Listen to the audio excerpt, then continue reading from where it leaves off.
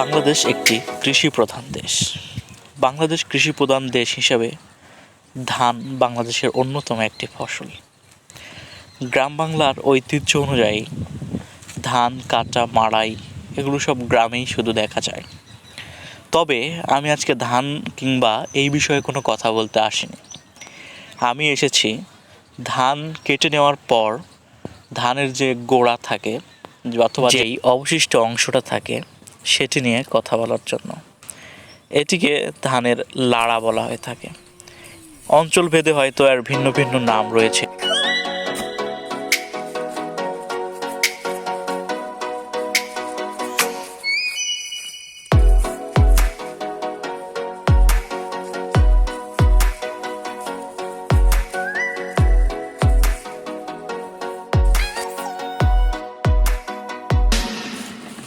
গ্রাম অঞ্চলে আপনি আসলে দেখতে পাবেন অনেক শিশু কিশোর কাস্তে হাতে এই লাড়া কাটায় মেতে উঠেছে।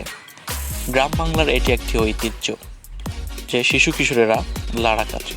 এটি আসলে তাদের প্রয়োজনের তাগিদে নয়, বরং তাদের আনন্দের একটি মাধ্যম।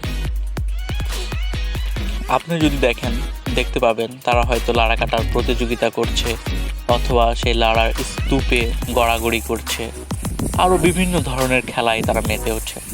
কিন্তু আপনি যদি শহরে থাকেন, কিশোরদের এই দুরন্তপনা অথবা শিশুদের এই দুরন্তপনা আপনার চোখে কখনোই পড়বে না।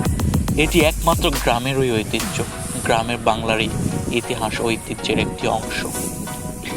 তাই আমাদের প্রচেষ্টা থাকবে এই গ্রাম বাংলার ঐতিহ্যগুলোকে শহরের মানুষ এবং যারা এগুলো থেকে বঞ্চিত তাদের কাছে তুলে ধরা।